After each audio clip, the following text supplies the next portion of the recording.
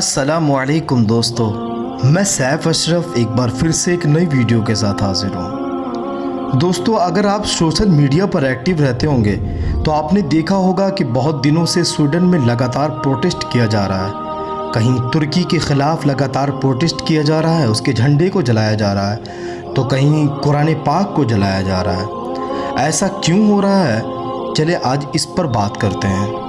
दोस्तों, स्वीडन लगातार मुसलमानों की धार्मिक आस्थाओं के साथ खेल रहा है। इसकी सबसे बड़ी वजह यह है कि इसकी शुरुआत होती है नेटो से। आपको बता दूं, ये नेटो क्या है, तो नेटो असल में नॉर्थ अटलांटिक ट्रीटी ऑर्गेनाइजेशन है। ये एक नेशनल सिक्योरिटी अलायंस है यूएस, कनाडा और यूरोपियन देशों के बीच। इसकी शुरुआत कैसे हुई, तो आप ये जान लें कि असल में सेकेंड वर्ल्ड वॉर के बाद पूरी दुनिया इस सोच में गुम थी कि फ्यूचर में अब ऐसी कोई घटना ना हो सके, तो इसके लिए कई देशों ने मिलकर एक ऐसा संगठन, एक ऐसा समूह, एक ऐसा गिरोह बनाया। और इस संगठन का उद्देश्य ये था कि अगर कोई भी देश नियमों के ख़िलाफ़ जाकर काम करता है तो उसके ख़िलाफ़ सख्त कार्रवाई की जाएगी। कहा जाता है कि सेकेंड वर्ल्ड वॉर के बाद अमेरिका और सोवियत यूनियन सुपर पावर बनकर उभरी। अमेरिका को कहीं ना कहीं सुपर पावर सोवियत यूनियन से ख़तरा होने लगा था। इसी वजह से उसने इस संगठन की पहल की।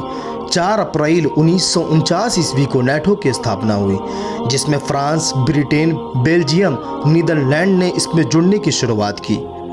दोस्तों, आपको ये बात बता दूं कि नेटो में सबसे ज़्यादा महत्वपूर्ण और सबसे ज़्यादा ज़रूरी चीज़ ये होती है उसकी आर्टिकल 5, जिसको कमिटमेंट क्लॉज कहा जाता है। इसके रिकॉर्डिंग नेटो से जुड़े किसी भी देश पर अगर किसी तरह की कोई भी परेशानी या मुसीबत आती है, या अगर कोई देश हमला करता है, तो ऐसी सूरत में सिर्फ उस देश पे ही नहीं बल्कि नेटो से जुड़े सारे देशों पे हमला माना जाएगा।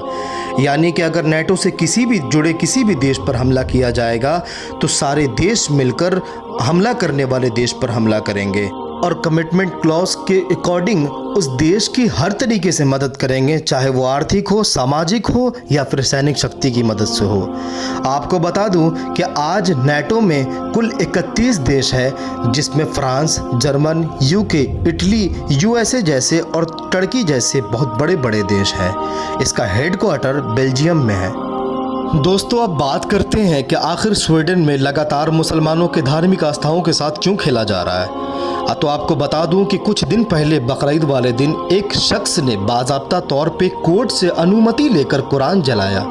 स्टॉकहोम सेंट्रल मस्जिद के सामने कुरान जलाने वाले इस शख्स के बारे में बता दूं कि इस शख्स का नाम साल्वन मोमिका है, जो इराक से बहुत साल पहले भागकर स्वीडन आया और स्वीडन मर आके इसने शरण ली। अब आप ये जान लें कि स्वीडन ऐसा क्यों कर रहा है। तो स्वीडन असल में ऐसा इसलिए कर रहा है, स्वीडन भी नाटो का सदस्य बनना चाहता है, मगर तुर्की इसके सख्त खिलाफ है। वो इस बात की इजाज़त नहीं देता है कि वो नाटो में शामिल हो। आप ये भी जान लें कि इससे पहले भी स्वीडन और फिनलैंड ने नाटो का सदस्य बनना चाहा था, मगर उस वक्त फिनलैंड को भी इसने इजाज़त नहीं दी थी। मगर कुछ सालों के बाद तुर्की ने फिनलैंड को सदस्यता की इजाज़त दे दी और वो 31वां सदस्य भी बना। तुर्की स्वीडन को नाटो का सदस्य इसलिए नहीं बनने देना चाहता है क्योंकि तुर्की का कहना है कि स्वीडन आतंकवादी को समर्थन देता है और तुर्क कुर्द आतंकवाद को अपना दुश्मन मानता है। इसीलिए स्वीडन को नाटो में शामिल नहीं होने देना चाहता है। यही वजह है कि स्वीडन में लगातार आज मुसलमानों के धार्मिक आस्थाओं से खेला जा रहा है और उनकी पवित्र किताब कुरान को बाज़ाब्ता तौर पर कोर्ट से अनुमति लेकर जलाया जा रहा है। आपको ये भी बता दूं कि इनकी इन हरकतों की वजह से पूरी दुनिया के मुसलमान आज सख्त नाराज़ हैं और रोड पर इसके ख़िलाफ़ इनके झंडे जला रहे हैं और प्रोटेस्ट कर रहे हैं।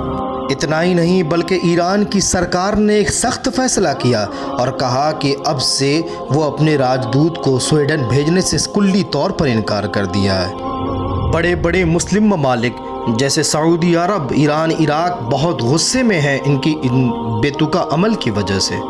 यहाँ तक कि इराक के विदेश मंत्री ने भी स्वीडन की सरकार से ये मांग की है कि जिस शख्स ने कुरान को जलाया है उस शख्स को वो हमें सौंप दें।